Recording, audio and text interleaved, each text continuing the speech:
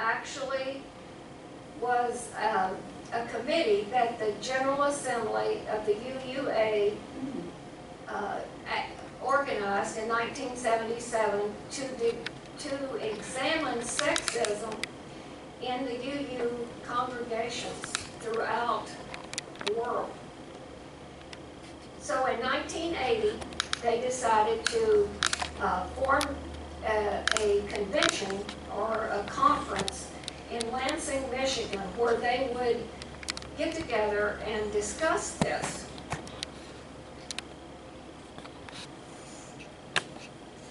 The conference was intended to speak to the worship needs of these women that felt strongly that they were not being heard. They wanted to create a ritual that would bring all of these women together, that would exercise community power, solidarity, and liberating theology. 2 women were asked to create the ritual to speak to the worship needs of these angry women. It was Carolyn McDade and Lucille Longview.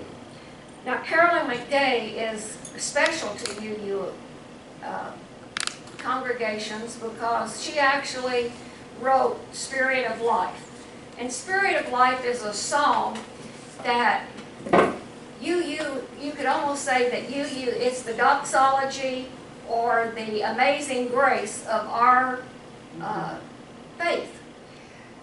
Congregations all over the United States and world sing it, and some of them religiously sing it at every meeting that they have. We have sung it here many times, and I wanted to bring that out because she actually wrote it after the conference. McDade and Longview shared visions of justice and was committed to our environment. So that made working together easy for them. They brainstormed, they wrote, they rewrote, they wrote again, and they rewrote.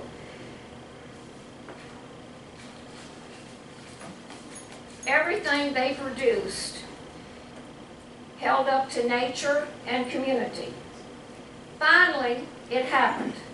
The creation of a ritual sacred to the Universalists throughout the world. It encompassed the web of life and a small bowl.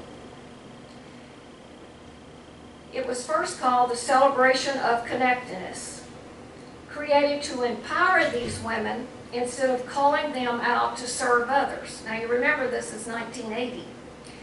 The water symbolizes the birth water, the cycles of the moon, the tide of all waters on the planet of Earth. The ritual was for each woman, no matter where they were, to bring a cup of water to the conference from a place that symbolizes spiritual meaning to them. They were going to pour the water into the common bowl, and at the end of the service, what they did is, which was unique, which I didn't learn about it until the wee hours of this morning,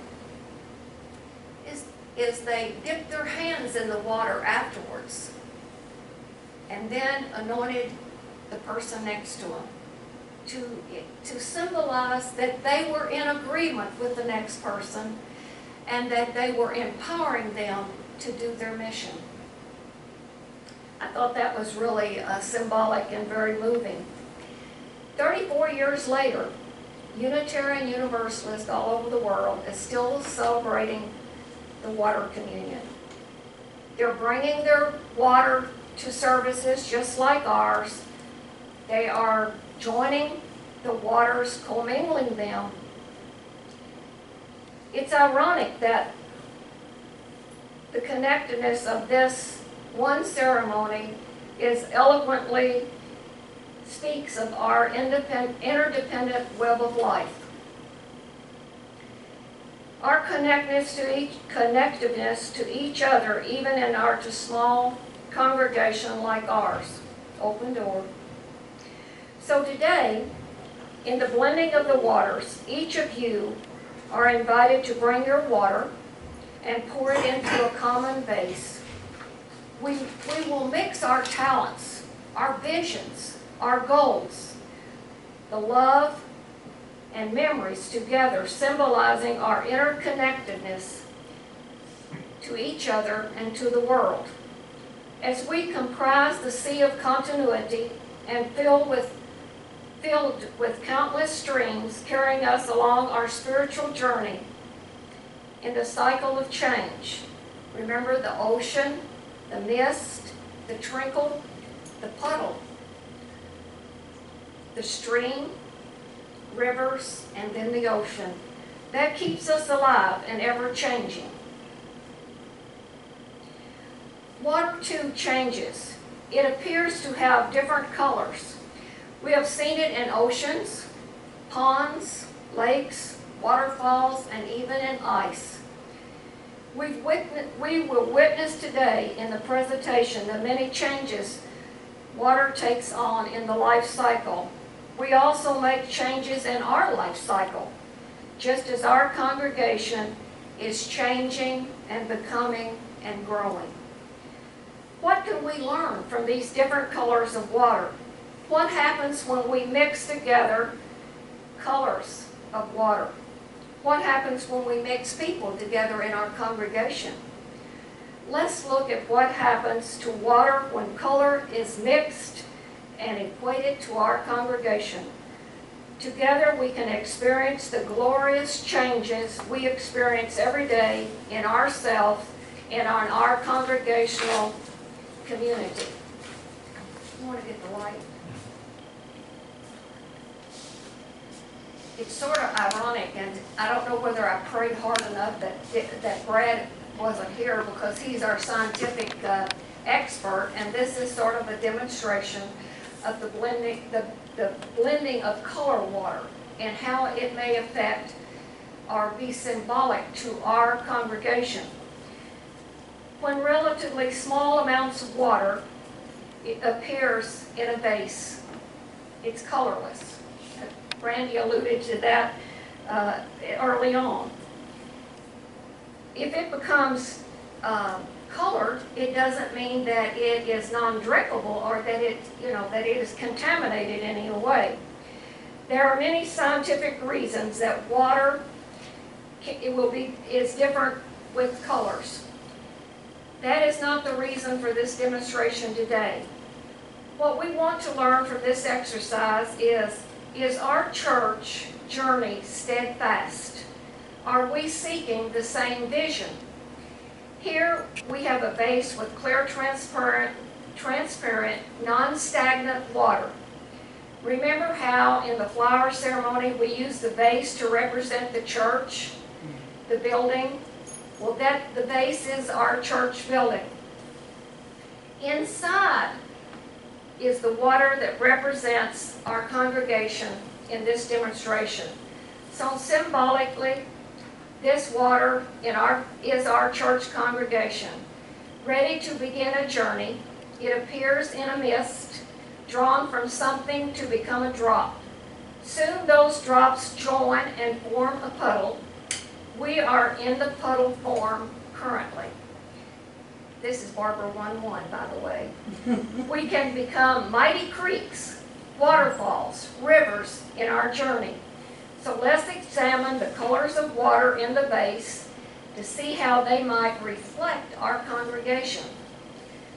So the first one we have is green water. Now, I come from McLean County, and Green River is supposed to be green, but most of the time it's muddy because it's so deep and it runs so fast. But we're going to pour just a little bit of green water into our congregation. Green is symbolic of growth, harmony, and looking at life in a fresh new way. It's even said that you get a feeling of safety whenever you see the color green.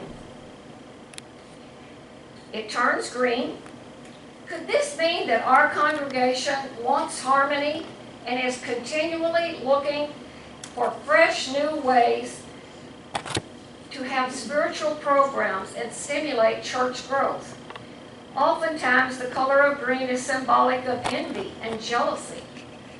Those traits are not present in our congregation, or at least that's my opinion.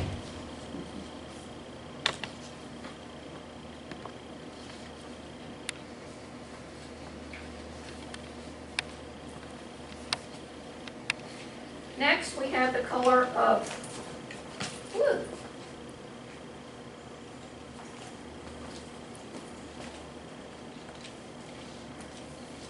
Blue symbolically is trust, loyalty, wisdom, confidence, faith, and truth.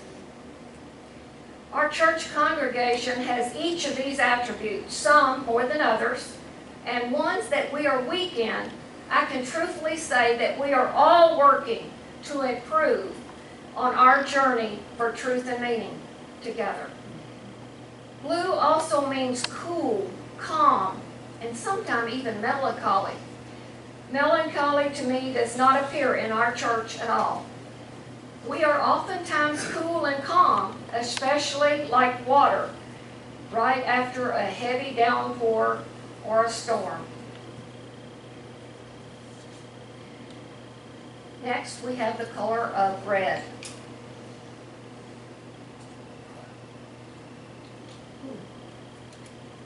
It's really changing colors, isn't it?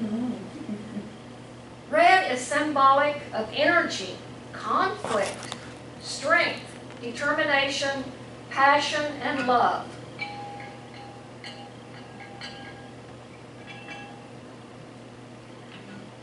Our congregation is flowing with these at times. We have passion that is unmatched.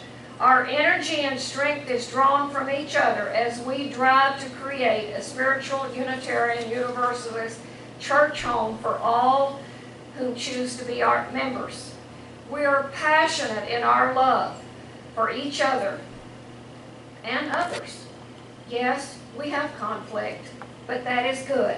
Through conflict we grow. No one is more determined than open door. We overcome all obstacles. The answer is always in our room when we're together. Our last color is yellow. It looks like orange, but it's actually yellow.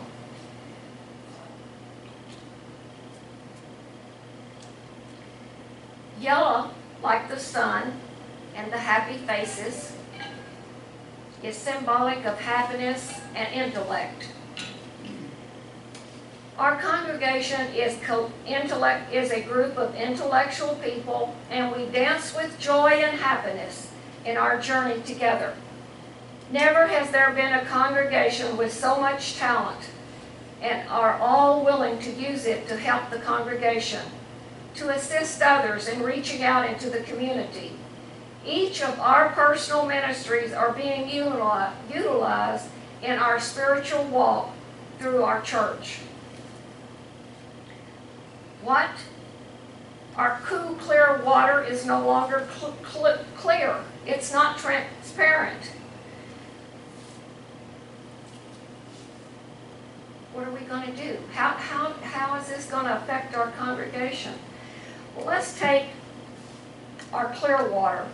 And our clear water is symbolic of wholeness, completeness, and open-mindedness.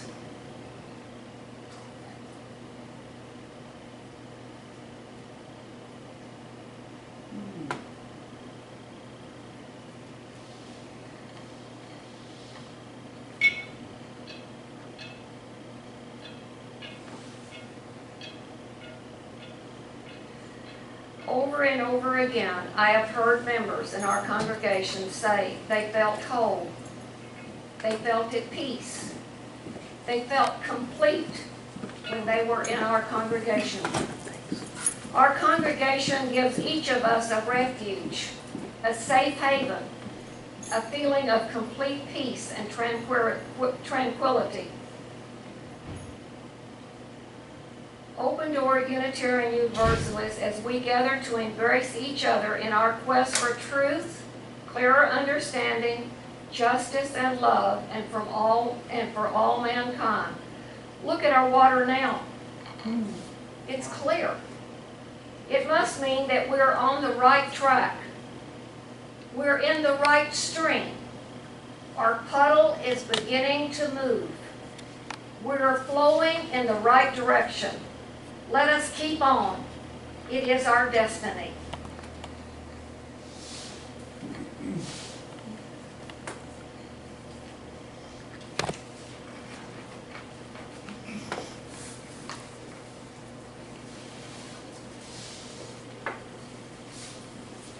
We asked for volunteers to bring water to this water communion service, water that maybe is important to you for some reason or another, or maybe you just visited a lake somewhere and had a good time there, and it's meaningful to you.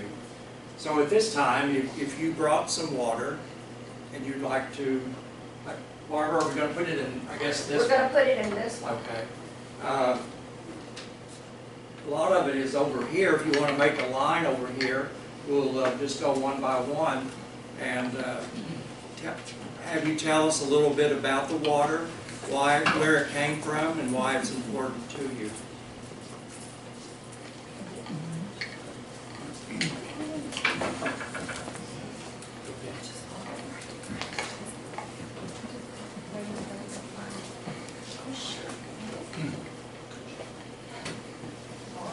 Here I am. I'm ready to go first.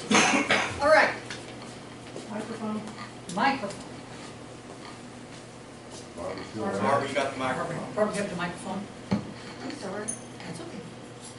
Caught in your earrings. Watch I out. can't hear today. I don't have my hearing aids in, so Oh, you'll have dear. to dump me on this. Oh, that's all right. On my glasses. All right. It doesn't matter where my water came from, since it's all part of Michael Jordan and the Queen of England, which makes me very excited. And I really wanted water from Kona, but I figured that would take 2 weeks for my sister to get here. So what I have is water from our little creek behind the house, which has water in it now because it's been raining and raining, which waters my flowers and my dog, and that's what I like. So, there we are.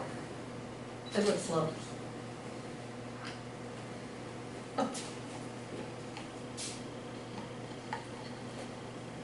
As I'm sure you all know by now, that I'm from Oregon, and when I left Oregon, excuse me,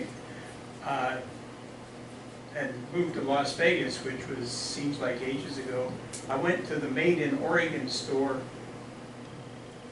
and bought a bottle of natural rainwater.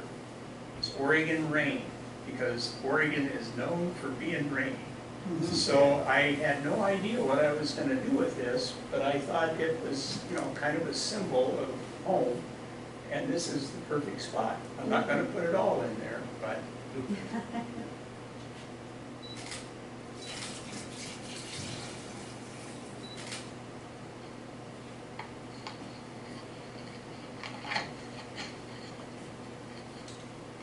Thank you, Roger. We've got cats, and I clean out, my wife and I clean out the watering bowl every morning. And this is some of the water from that cleaning of the watering bowl. In fact, there's a fly, and I didn't even know that at all. I guess the cat's glad. I'm really glad I cleaned it out. But we love our cats. They're all former homeless cats, or children of former homeless cats. And I wasn't going to say this, but Barbara started the subject of the Green River, the Ohio, the Mississippi. I worked on the river boats when I was young, and we picked up the coal barges at the mouth of the confluence. I didn't use that word back then, the vocabulary made fun of me. At the mouth of Green River, and we took it down to below New Orleans. And then I worked on the Great Lakes, the boats up there for a number of months. So when I pass, I'm going to be cremated. Some of my ashes are going to go to the Great Lakes, some of them to the confluence of the Ohio and Mississippi, and some of them to Mud River. That was where I spent 2 summers working on the farm when I was in mid-teens. And the Mud River Barber runs into Green River up above Rochester, Kentucky. And if y'all ever been to Lake Malone, that is formed from Rocky Creek, which runs into the Mud River. Anyway, I'm a river nut. I know all about rivers, and so I'm gonna, anyway, I wasn't gonna talk about that, but I just wanted to say that Margaret reminded me of all the things that I love rivers, and I love water, lakes, the ocean, and a little history about rivers. The Great Lakes at Chicago, the Chicago Canal that runs into the Illinois River, which runs into the Mississippi River above St. Louis. So you can actually go from the Great Lakes, you can go from the East Coast up the Erie Canal. I mean, you know, you can just go any place in this part of the world on rivers, lakes, and canals. Okay, thank you.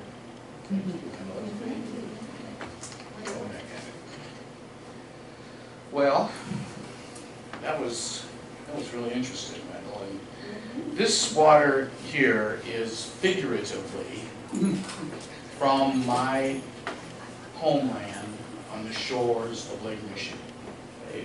Wow. And yeah, it's not, I was going to have some FedEx, but I didn't have the time, so I just sort of said a little prayer over this to, okay, this is Lake Michigan water You now. can change water. And it's kind of interesting, Wendell got me thinking, before Gail and I got married for years, we would go down and camp right at Rochester Dam on the Green River.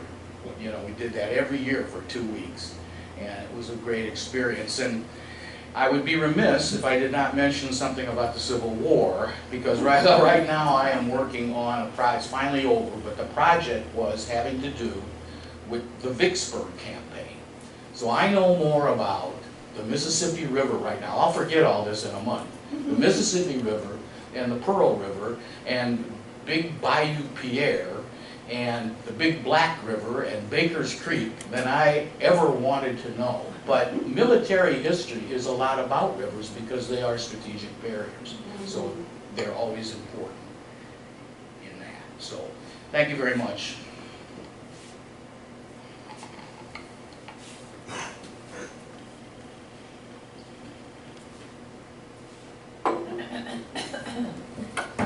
Susan, did you get your own water?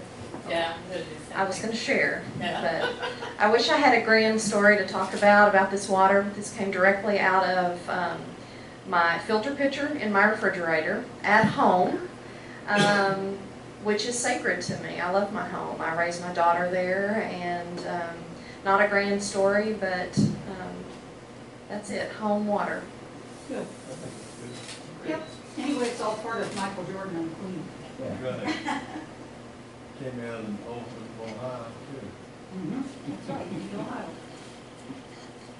This water came from this building because this building is where I come for sanctuary and to be around all you guys, and you strengthen me and fill me with love. And so this water is from this building. I know this isn't the building that we're going to have forever, but for right now, this means a lot to me.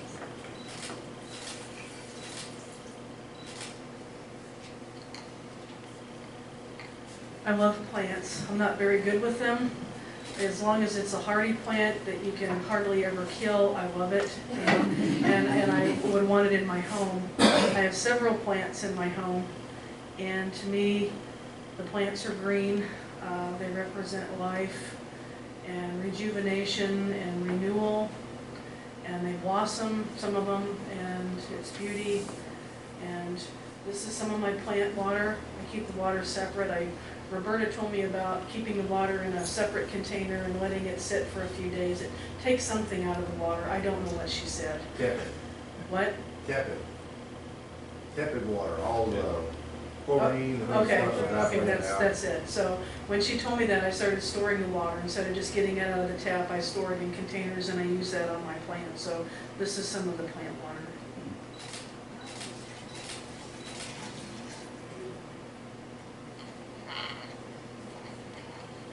some environmental organization sent me a thing of water bottles that take back the tap. And I live in a little town has a clean, safe municipal water supply that's won prizes for being the best tasting water. And I use it for cats and birds and the plants, and I'm grateful for it. And my sister was too. She was in Washington, D.C. for many years. The water was awful. And I hope we always have good municipal waters and not privatized. This water has no particular source, but I'm thinking all the time about women and girls in other parts of the world who have to walk miles to go and get water and bring it back home. We get it out of the tap. They have to go search for it, and sometimes they are in harm's way when they are doing that. This water is to celebrate what they do.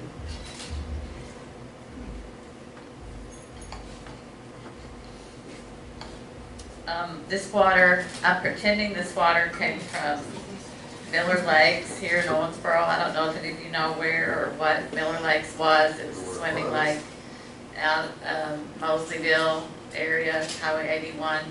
I grew up there. My best friend's family ran and ran the lake, and we were very close. And I learned to swim there. And swimming is something I'm very comfortable doing and always loved to swim. My dad was in the Navy, and he threw us all in the water when we were really young. And as soon as it was warm, we were going someplace and going swimming all summer long. Brad has a boat. He loves the water, and we're in the water every chance we get. So water means a lot to me. I'd like to say one more thing. Oh, go ahead, I'm sorry. Will you keep on talking?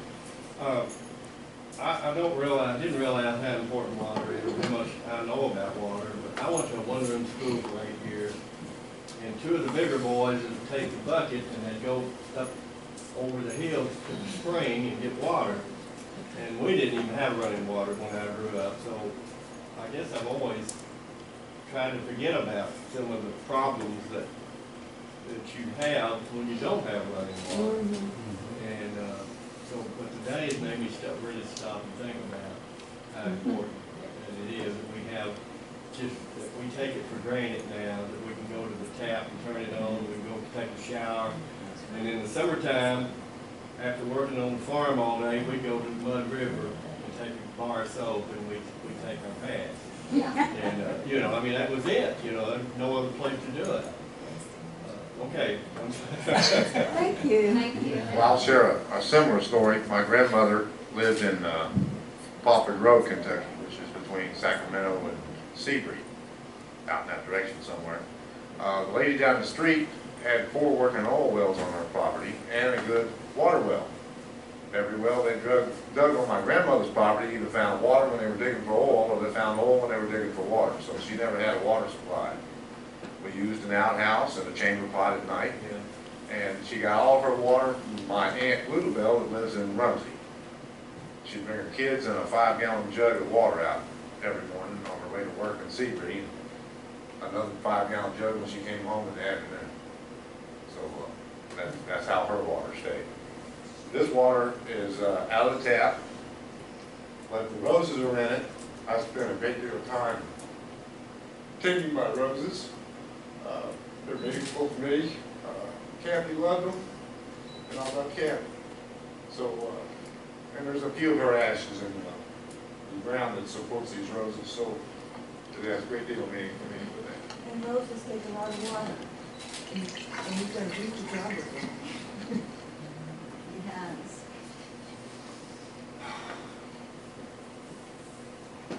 Listening to all that water being poured in there, I thought I was going to have to run to the restroom. I'm still gonna have to. The Pacific Northwest has become very important to me because my 3 sons live there now, and my granddaughter lives there, and I go out there once a year to visit. First time I heard of Puget Sound, I guess I was a child, and I thought, what in the world is a sound? And Puget sounds like Pewee. So, I wasn't real impressed with Puget Sound. who knows what a sound is? Closed area of water. Well, it's an inland bay that's connected to an ocean and is controlled by the tides. Right.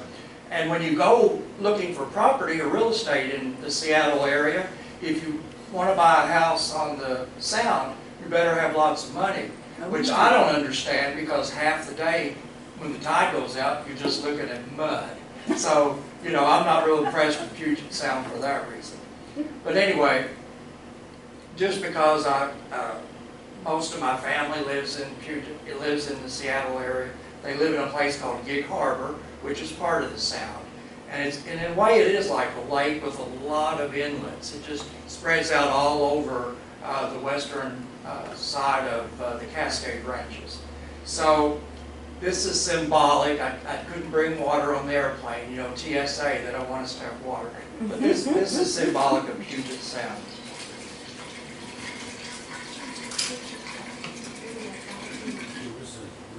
Just look there and hit that. And I was going to mention, I'm sure Puget Sound was named after a French fella, and it should probably be pronounced Puget. Exactly. Exactly, right? But we anglicize words and names. Okay, I have three. Okay. We had Go on some, in front. Just move it down. first I'm gonna do mine. This summer, Roger and I went to Florida. And to me, there's nothing more therapeutic than to lay in the hot sand and be at a level where you can look out into the ocean. It reminds me that I am only a drop of water in all of this universe. I'm no bigger than that, or a speck. And so this was my therapeutic water. It's actually from the Atlantic Ocean.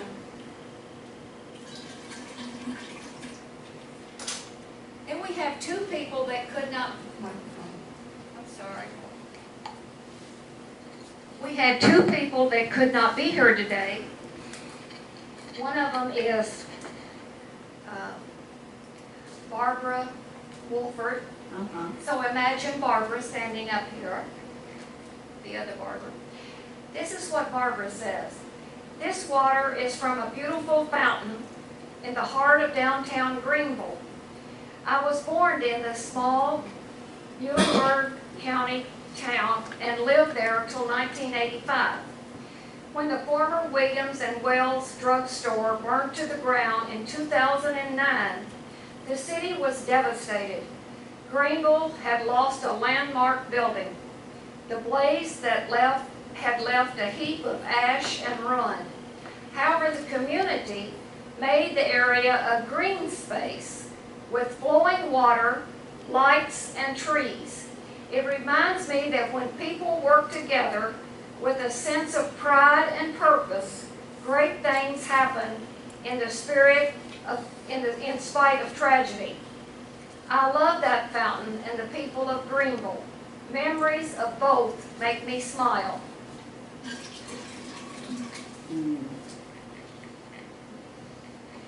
And if you remember when Carson went to Florida the first time and he brought back water. I told him to bring back some water, and this is his water. And I want to be able to share it with you because he is such a wonderful little man.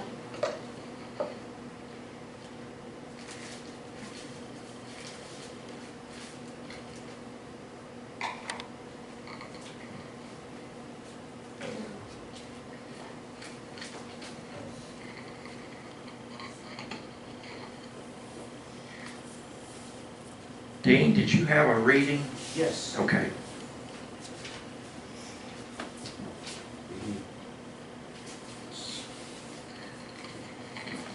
Barbara asked that I read this consecration or something of the water ceremony.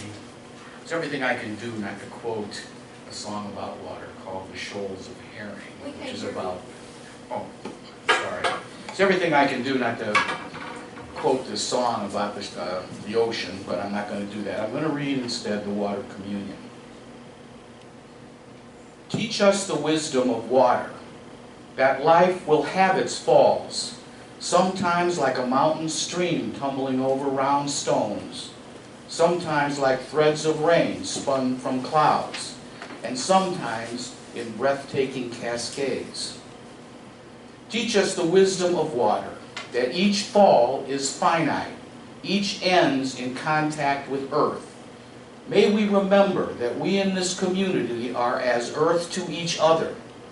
We cushion each other's falls, lessening the impact, supporting one another through hard times. We are the ground of blessed community.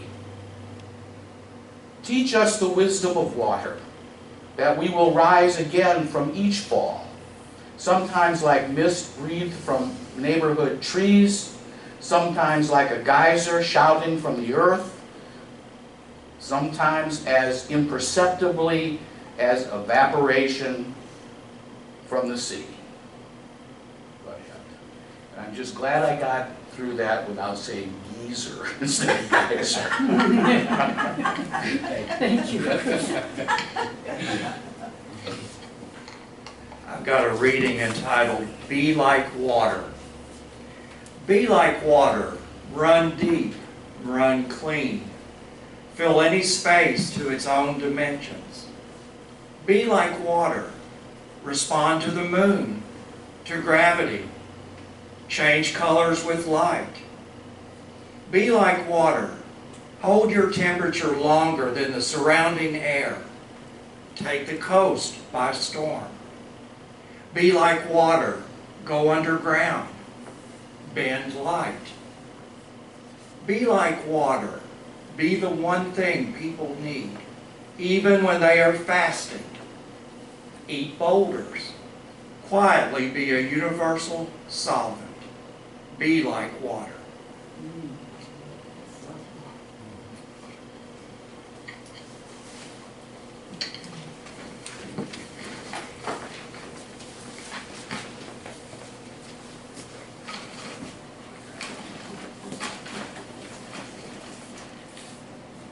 All river runs to the sea.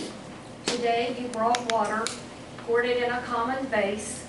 Through our experience, although our experiences were different, and they came from different areas of the country, these waters mingled together, signifying our common humanity.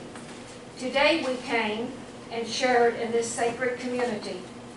May we depart this sacred place, hearts filled with hope for new beginnings, a fresh start.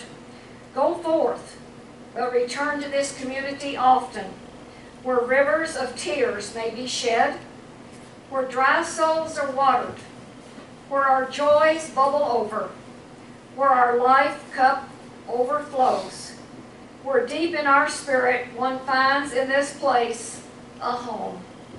Today the waters collected here in our first open door Unitarian Universalist communion will be kept. Maybe not all of it, but we will keep a bottle of it to anoint our first church home when the time comes. Now, I'm not asking that we go and bless each door or whatever, and that it be a real religious ceremony. But there's a certain amount of peace when you move into a building and you look at the north, the south, the east, and the west, and you actually ask for positive energy, that we ask for joy and peace to always be in our midst, and that we are a spiritual place where people want to be and where they will always feel welcome.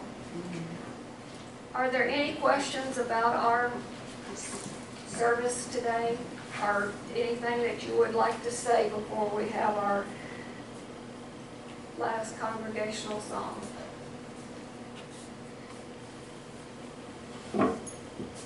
I think it's interesting being you and not being religious and not having sacraments or ordinances, but we still have symbolism. and that's so important to human beings, symbols.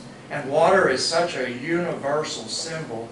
And what are we made up of, mostly? Mostly. How much is it, Dean? I think it's like 90%. Yeah, we're mostly water. So, you know, it's just a symbol of life, isn't it? It really is.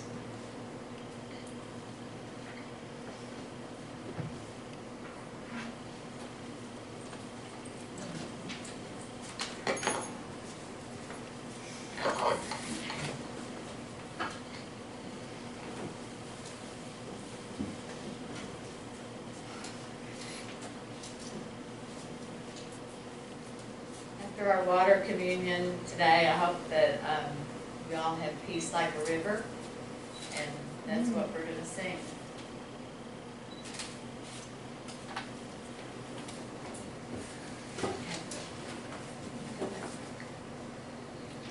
If you can stand up and close.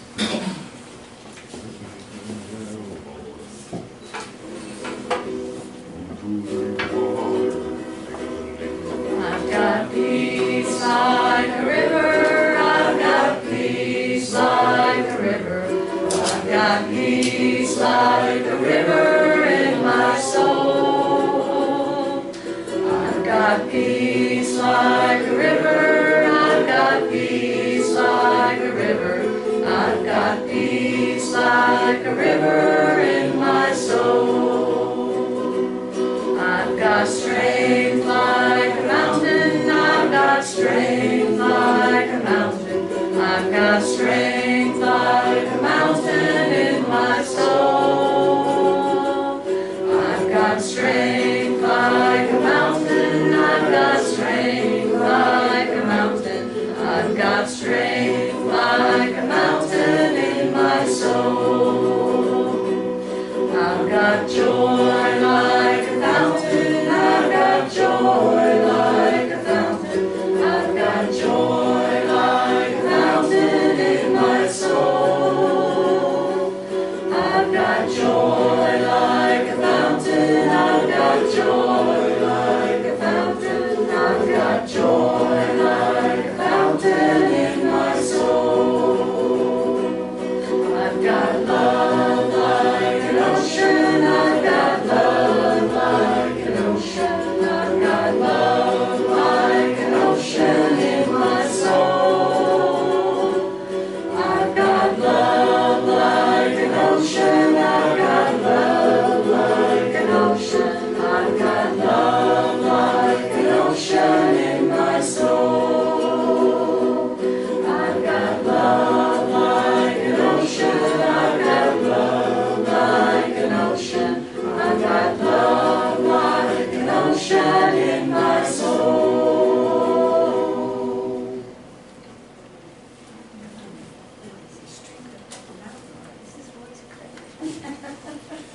Wendell, I was so glad Barbara didn't ask us to come forward and take a sip of the mingled water, since some of it came out of your kitty cat's drinking dish.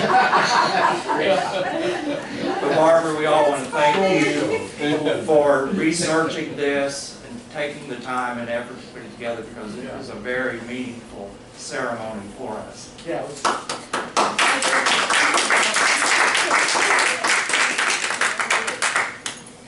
All righty. If you'll join with me in the words as we extinguish the chalice this morning. I am but a drop of water, alone I would disappear, dried up by the scorching sun, or sucked up by the dry, thirsty earth. But together we can wear away stones, and carve out gorges and canyons, make streams and rivers, and find our way to the seas and oceans. Together each drop matters. Go in peace.